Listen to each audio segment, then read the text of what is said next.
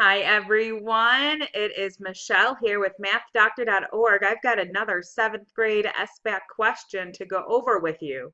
All right, here we go. In 1 month, Andrew used 2/3 of the 18-pound bag of dog food to feed his puppy. How much dog food is still left in the bag? Okay, remember, first we read the question so we get the whole idea. Now we look at it a little bit more in depth.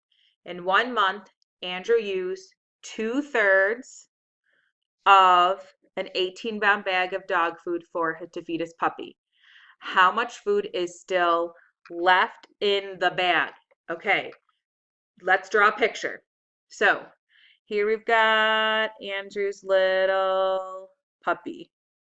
What a happy puppy this guy is, okay? The happy puppy has a bag of dog food, and altogether the bag of dog food weighs 18 pounds. So far, we know the dog has eaten 2/3.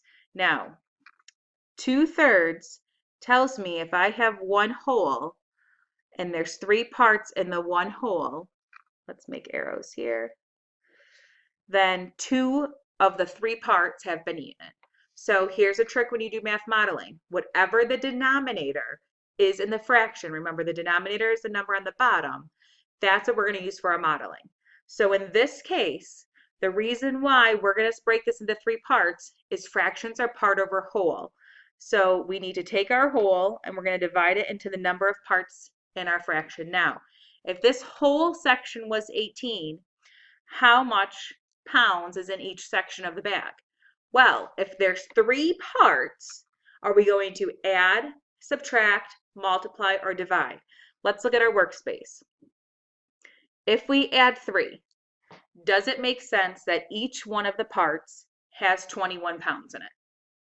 If the bag can only hold 18 pounds? No. Okay, if we subtract 3, does it make sense that each one of these sections holds 15 pounds? Well, if each section holds, wow, that's a tongue twister. If each section held 15 pounds, then we would have 15 plus 15 plus 15, or 15 times 3, which is 45. The whole bag is only 18, so we're not going to subtract the 3. Next, we can multiply the 3. Okay, 18 times 3 is 54. Does it make sense for each one of the smaller parts to be 54 pounds? No, that's heavier than the dog. So the last operation, see, if I didn't know it, I could try all the operations and see which one makes sense. If I do this and I have 18 pounds total and I divide, oops, I gave you the hint. If I divide into 3 sections, how many pounds are in each section? 18 divided by 3, I know each section has 6 pounds. Okay, now Andrew used 2 pounds of the dog food. I'm sorry, he used 2/3 of the 18-pound bag of dog food to feed his dog. So right away, we know that hungry puppy ate this. And technically speaking, I guess that would be the top of the bag. Let's pretend he fed the dog, went out of a funnel. Who knows? So 2 parts went here. So how many pounds did the hungry puppy eat so far? 6 times 2, which is 12, because each part is 6. Or you could do 6 plus 6 and also get 12. Now the question was, how much is left in the bag? Well, simple enough. How much is left? 6 pounds. So this is one way that you can solve this problem with hardly knowing anything about fractions and just using modeling. I'm going to show you the math way to do it. This is my math hack way with drawing pictures. Let's do it the real way. All right, this is the math way. We know our main components are 2/3 of 18 pounds, and we're looking for what is left. So I'm going to just move this little guy down. Hopefully it won't timber over. In math, anytime you see the word of, almost every time I should say, of means to multiply. Almost any time. If we see the word like sum, that's going to tell us to add. If we see the word difference, that's going to be to subtract. If we see of, that's multiply, quotient is divide. Now there's other words that stand for each one of those 4 operations, but for our purposes, let's just focus on of. The other way to do it, if you knew that of means multiply, is just to multiply. I'm going to show you 2 ways to multiply this. This is saying, if we have 18 pounds, I want 2/3 of it. So here's my 18 pounds. I want 2/3 of it. So I'm looking for this part and this part. Well, all we need to do is a simple math multiplication problem. Now, traditionally, teachers will teach you 2 times 18 is 36, and 3 times 1 is 3, right? We just multiply across. I like to be somewhere where I don't have to do this, because then we do 36 divided by 3 is 12, so we know the dog ate 12. So then there's 18 pounds altogether. Subtract it out, we know that there's 6 pounds left.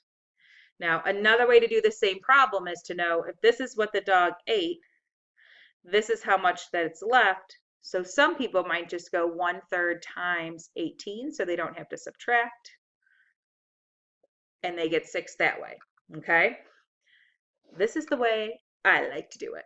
Let's take this example. Let's say we thought, okay, the dog ate 2/3 of the dog food already. That means there's only 1/3 left. Let's see if we did that kind of reasoning. Does that make sense? I went to Starbucks, I got a huge frappe, I drank 2/3 of it. How much of the frappe is left in my cup? 1/3. Okay, so we have our 1/3 and we have our 18/1. Well, this problem is the same thing as saying 1 times 18 over 3 times 1. Now, I'm not someone who likes to reduce because these numbers get huge, so I reduce first. 1 and 1 can kind of just cancel. They're the same number, goodbye. I'm trying to think of, okay, is there a number that can go into 318 and 18? Most people say 2. I'm sorry, 2 cannot go into 3. But 3 can go into both 3 and 18. 3 divided by 3 is 1. 18 divided by 3 is 6. I'm left with 6/1, which is just 6. Let's do it for the example over here. Remember over here, instead we were doing 2/3 times 18. Because in this example, we were looking for how much food has the dog eaten, and then we'll subtract those pounds from the whole. This is the same thing as saying 2 times 18 for 3 times 1. Again, 3 goes into 3 one time, 3 goes into 18 6 times, multiply across, 2 times 6 is 12. So we know that the dog ate 12 pounds. We've got 18 pounds minus 12 pounds, and we're still left with 6 pounds. All right, lovey, so I'm going to stop there. Now again, the problem up here, all I did was draw a picture. I drew a picture and used my common sense. That works. If you can't remember the math way or the math hack way, you can still find ways to do it. Draw a picture, use diagrams, persevere, don't give up, stay focused. You can absolutely do this. You have a lot of math in your brain. You've been getting math since you were in kindergarten, maybe even before kindergarten. You can do this, all right? All right, y'all, I will see you later. I'm gonna head out, do another math problem, keep doing math, all right? Believe in you guys. Ciao.